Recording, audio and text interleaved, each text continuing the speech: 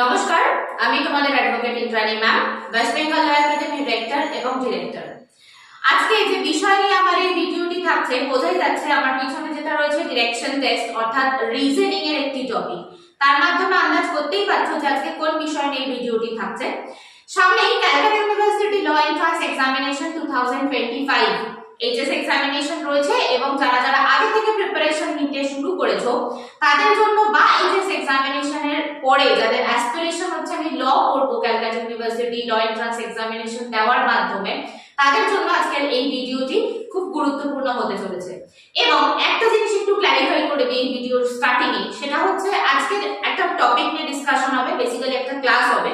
কিন্তু class lecture মানে এটা নয় যে আমি জাস্ট যেমন যা সেন্টেন্স আছে সেই সেন্টেন্সের বঙ্গানুবাদ করছি। ইন ডিটেইলসে ইন্টারপ্রিটেশন করা হবে আজকের ইচ এন্ড এভরি কোশ্চেনস গুলোকে এবং তার অ্যানসারস গুলোকে। আর একটা জিনিস, ওয়েস্ট বেঙ্গল ল একাডেমিতে কোনো ফ্রি ক্লাস বা কোনো ডেমো ক্লাস প্রোভাইড করা হয় না। কেন করা হয় না? তার কারণ এখানে যে সমস্ত টিচার্সরা রয়েছেন তারা প্রফেশনাল টিচার্স, তারা নিজের ফিল্ডে দক্ষ এক্সপেরিয়েন্সড পারসন, যেমন আমি আছি, এসএসডি স্যার রয়েছে, নম্রতা ম্যাম রয়েছে, অ্যাডভোকেট নম্রতা ম্যাম রয়েছে, অ্যাডভোকেট পায়েল ম্যাম রয়েছে, সুব্রত স্যার রয়েছে।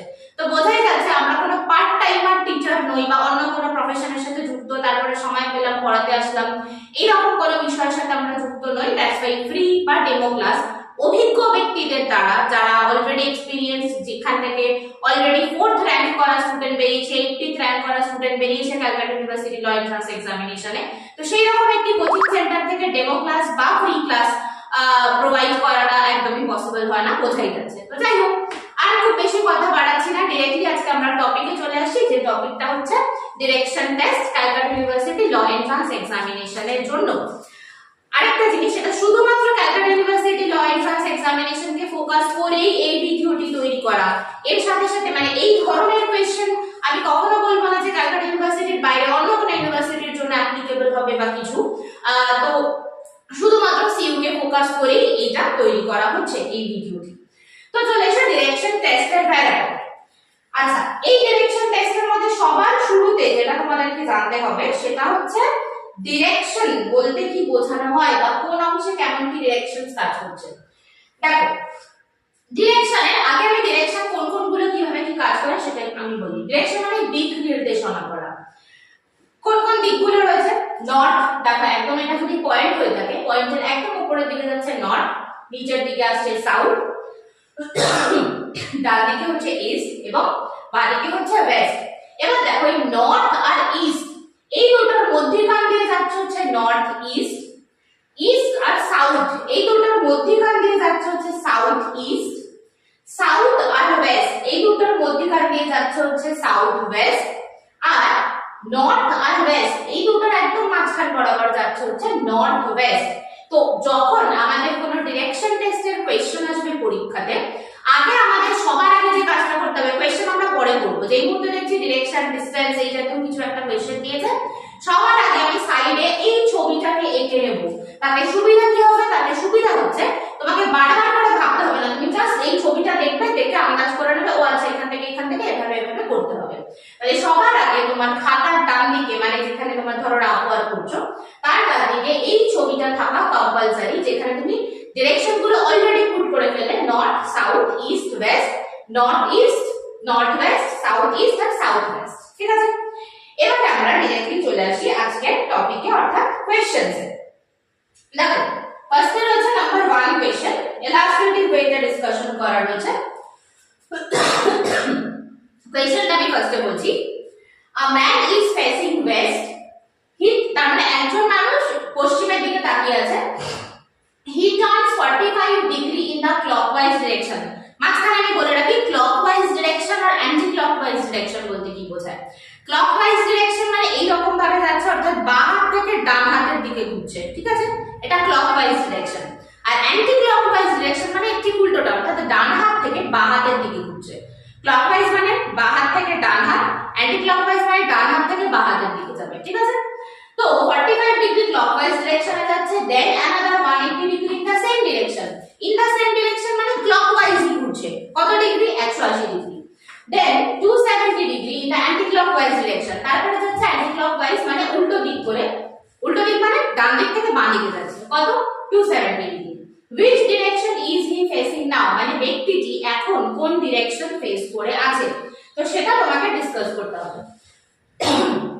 তো এই ছবিটার দিকে একটু দেখো, এই ছবিটার দিকে একটু দেখো, ক্লকওয়াইজ ডিরেকশনে ঘুরছে মানে বলেছিলাম বাঁ দিক থেকে ডান দিকের দিকে যাচ্ছে। আচ্ছা, ক্লকওয়াইজ ডিরেকশনে গেছে 45 ডিগ্রি। ঠিক দেখো এই ছবিটায় ক্লকওয়াইজ মানে বাঁ দিক থেকে ডান দিকে গেল, 45 ডিগ্রি ঘুরলো, ঠিক আছে, এই হচ্ছে অ্যাঙ্গেল করে রয়েছে। এবারে আবার কি বলেছে, আরো 180 ডিগ্রি গেছে সেম ডিরেকশনে, সেম ডিরেকশন মানে ক্লকওয়াইজ ডিরেকশনে, তার মানে যে পয়েন্টে ছিল এই পয়েন্টে ছিল, এই পয়েন্ট থেকে আবার 180 ডিগ্রি ঘুরেছে, ঘুরে এলো এই 180 ডিগ্রি, মানে দেখো পুরো হাফ সার্কেল কমপ্লিট করছে। তো এই হাফ সার্কেল কমপ্লিট করলো, এই ডিরেকশনে এলো, তার মানে এই পজিশনে এসে দাঁড়িয়ে আছে। এইবারে বলছে এবার অ্যান্টি ক্লকওয়াইজ মানে উল্টো ডিরেকশনে সে কত ডিগ্রি ঘুরেছে, 270 ডিগ্রি ঘুরেছে। তো অ্যান্টি ক্লকওয়াইজে ঘোরার আগে তুমি আগে একটু ক্যালকুলেট করে নাও, এখানে 45 ডিগ্রি ঘুরলো আর 180 ডিগ্রি ঘুরলো, টোটাল কত ডিগ্রি ঘুরলো, 180 প্লাস 45 ডিগ্রি, তাহলে হচ্ছে 225 ডিগ্রি ঘুরলো টোটাল, ঠিক আছে, 225 ডিগ্রি ঘুরলো। এবার অ্যান্টি ক্লকওয়াইজ ঘুরছে, তার মানে উল্টো দিকে ঘুরবে, কত ডিগ্রি, 270 ডিগ্রি। 270 ডিগ্রি ঘোরার জন্য আগে তাকে 225 ডিগ্রি কভার করতে হবে, তার মানে এইটুকুনি আগে তুমি কভার করবেন। তারপরে এখান থেকে ও আবার ঘোরা শুরু করলে এই পর্যন্ত চলে এলো, কত হলো, 225 ডিগ্রি। তারপরে এক্সট্রা তাকে ঘুরতে হবে 270 কমপ্লিট করার জন্য, তাহলে এক্সট্রা তাকে কত ডিগ্রি ঘুরতে হবে 270 কমপ্লিট করার জন্য, 270 মাইনাস 225, তাহলে কত ডিগ্রি, 45 ডিগ্রি। তার মানে এক্সট্রা এই পজিশনে এসে তাকে আরো 45 ডিগ্রি এক্সট্রা ঘুরতে হবে, এক্সট্রা মানে এই পর্যন্ত এলো 45 ডিগ্রি ঘোরার জন্য। তাহলে দেখো এইটুকুনি পুরোটা ঘুরলো হচ্ছে 270 ডিগ্রিতে, তার মানে সে এখন এই পজিশনে দাঁড়িয়ে আছে, এই পজিশন। কোশ্চেনটা বলেছে সে এখন কোন ডিরেকশন ফেস করে রয়েছে, দেখো এই ডিরেকশনটা সে ফেস করে রয়েছে, যদি সে এই পয়েন্টসে থাকে, এই ডিরেকশন মানে কি, তুমি নর্থ, সাউথ, ইস্ট, ওয়েস্ট, ঠিক আছে, তার মানে নিচেরটা হচ্ছে সাউথ আর এই দিকেরটা হচ্ছে ওয়েস্ট, আগে ছবিতে আমি বুঝিয়েছিলাম।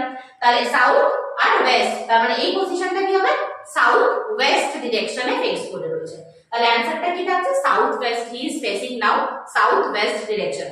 মাল্টিপল চয়েস কোশ্চেন থাকবে, অপশন থাকবে, সেই অপশন অনুযায়ী তোমাকে অ্যানসারটা চুজ করতে হবে। এই গেল হচ্ছে ফার্স্ট কোশ্চেন ডিরেকশনের, ক্লক আর অ্যান্টি ক্লকওয়াইজ। নেক্সট চলে এসো number 2। If you are facing northeast and move 10 meter forward, northeast মানে উপরে নর্থ আর এইদিকে হচ্ছে ইস্ট, তার মানে এই পজিশনে তুমি তাকিয়ে রয়েছো, তুমি জাস্ট ছবিটা দেখো, এই পজিশনে তাকিয়ে রয়েছে, ঠিক আছে।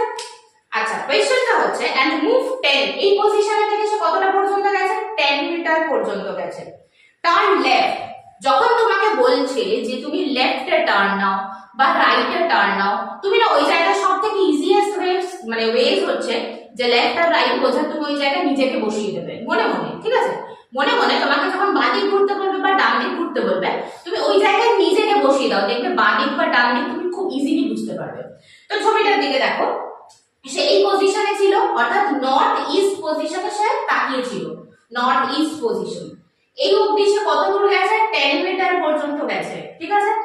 তারপরে এই পর্যন্ত সে চলে গেছে, সে কোন দিকে টার্ন নিচ্ছে, বাঁ দিকে টার্ন নিচ্ছে। বাঁ দিক মানে তুমি এই পজিশনে দাঁড়িয়ে আছো, বাঁ দিক মানে এই দিকটা, এই সাইডটা, তাহলে বাঁ দিকে সে কতটা গেছে, 7.5 মিটার পর্যন্ত গেল। আচ্ছা বেশ, এরপরে বলছে 7.5 মিটার, দেন ইউ আর, এবারে তুমি কোন পজিশনে বিলং করছো, মানে দেখো স্টার্টিং পয়েন্ট থেকে তুমি এখন কোন পজিশনে বিলং করছো বা কোন ডিরেকশন ফেস করছো। স্টার্টিং পয়েন্ট এটা ছিল, এই পজিশনে তুমি এখন আছো, কোন ডিরেকশন ফেস করছো, দেখো নর্থ ডিরেকশন তুমি ফেস করছো। এবার তোমাকে যদি বলে এই স্টার্টিং পয়েন্ট থেকে তুমি এখন বর্তমানে যেখানে রয়েছো তার ডিসটেন্স কতটা, ডিসটেন্স করার জন্য দেখো আমরা ছোটবেলায় একটা ফর্মুলা পড়েছিলাম, অতিভুজ স্কয়ার ইকুয়াল টু ভূমি স্কয়ার প্লাস লম্ব স্কয়ার। যদি বেঙ্গলি মিডিয়ামের স্টুডেন্ট হয় তখন বুঝতে পারবে, অবভিয়াসলি আমি বাংলাতেই পুরোটা বললাম। তাহলে অতিভুজ স্কয়ার ইকুয়াল টু ভূমি স্কয়ার প্লাস লম্ব স্কয়ার, কোন ত্রিভুজের ক্ষেত্রে, সমকোণী ত্রিভুজের ক্ষেত্রে। দেখো এখানে 90 ডিগ্রি ফর্ম করেছে, মানে সমকোণী ত্রিভুজ হলো, এটা হচ্ছে অতিভুজ, এটা হলো ভূমি, এটা হলো লম্ব, তার মানে এইটা তুমি বার করবে। তাহলে অতিভুজ ইকুয়াল টু রুট ভূমি স্কয়ার প্লাস লম্ব স্কয়ার, মানে root 10 square plus 7.5 square. Calculation করো, দূরত্ব বেরিয়ে যাবে যে এ থেকে সি এর মধ্যে ডিসটেন্স কতটা রয়েছে। কিন্তু আমাদেরকে ডিসটেন্স কোশ্চেনে জিজ্ঞেস করেনি, আমাদেরকে বলেছে কোন পজিশনে বিলং করছে, তাহলে অবভিয়াসলি নট পজিশনে বিলং করছে। তো আমি প্রবাবল কোশ্চেনটাও বলে দিলাম, যদি ডিসটেন্স জিজ্ঞেস করে তাহলে তোমাকে সেই অতিভুজের ফর্মুলাটা বার করতে হবে, তাহলেই কি তুমি ডিসটেন্স বের করতে পারছো। আচ্ছা, তো দেখবে ক্যালকুলেশন করে তোমার অ্যানসার বেরোবে, মানে এই এসি এর অ্যানসারটা বেরোবে হচ্ছে 12.5 মিটার। ঠিক আছে, 12.5 মিটার অ্যানসার বেরোবে। এবার আমরা চলে আসি হচ্ছে থার্ড কোশ্চেন, 3 নম্বর কোশ্চেন আছে। দেখো বলছে ওয়ান ডে রবি লেফট হোম, রবি বাড়ি থেকে বেরোলো, সাইকেল 10 কিলোমিটার সাউথওয়ার্ড। একটু ছবিটা দেখো, বাড়ি থেকে বেরোলো, প্রথমে সে বাড়ি থেকে বেরোলো, তারপরে গেল হচ্ছে 10 কিলোমিটার সে গেছে সাউথ ডিরেকশনে। এখান থেকে বাড়ি না, এখান থেকে বাড়ি ফার্স্টে এখান থেকে স্টার্ট করা হয়েছে, কত দূর গেল? 10 কিলোমিটার গেল নিচের দিকে, সাউথওয়ার্ড মানে নিচের দিকে গেল, 10 কিলোমিটার গেল। টার্ন রাইট, আমি আবারও বলেছিলাম রাইট আর লেফট যখন টার্ন করতে বলবে ওই জায়গায় নিজেকে বসিয়ে দেবে। তাহলে দেখো তুমি এরকম ভাবে যাচ্ছিলে, এবারে তোমাকে ঘুরতে বলেছে ডান দিকে, ডান দিক মানে এই দিক ঘুরবে, এই দিক মানে এই দিকটা। ঠিক আছে, তাহলে এই দিকে তোমাকে কতটা যেতে বলেছে? 5 কিলোমিটার যেতে বললো। এন্ড টার্ন রাইট, এইভাবে যেতে যেতে আবার তোমাকে রাইট ডিরেকশনে যেতে বলছে, তার মানে আবার তুমি এরকম ভাবে হাঁটছো, ধরো ডান দিকে যেতে বললে, তার মানে কোথায় যাবে? নর্থের দিকে যাচ্ছ। তাহলে নর্থের দিকে কতটা গেলে? 10 কিলোমিটার গেলে। এই যেতে যেতে তোমাকে আবার বলেছে তুমি আবার লেফটে টার্ন নিয়েছো, তার মানে এরকম ভাবে যাচ্ছ, মানে লেফট মানে তোমার বাঁ দিক, তার মানে তুমি এবার বাঁ দিকে টার্ন নিয়েছো। কতটা গেছো? 10 কিলোমিটার গেছো সাইকেলে, তার মানে এই পর্যন্ত গেলে তুমি 10 কিলোমিটার। বলেছে হাউ মেনি কিলোমিটারস, কোশ্চেনটা হচ্ছে how many kilometres will he have to cycle to reach his home straight। দেখো এটা ঘুরে ঘুরে এরকম ভাবে যাচ্ছিল, কিন্তু বলেছে যদি স্ট্রেইট যেতে হয় তাহলে তাকে কত কিলোমিটার যেতে হবে। স্ট্রেইট মানে সে এই পজিশন থেকে, এটা হচ্ছে ইনিশিয়াল পজিশন থেকে সে যদি সোজা যায় এইরকম ভাবে তাহলে কতটা যেতে হবে। এবার ভালো করে বোঝো, এ ঘুরে ঘুরে গিয়েছিল, ঘুরে ঘুরে গেছে মানে নিচটা হচ্ছে 5 কিলোমিটার, তাহলে নিচটা যদি 5 কিলোমিটার হয় তার মানে উপরটাও এইটুকুনি এ আর ডি, এইটুকুনি হচ্ছে 5 কিলোমিটার। কেন এটা 5?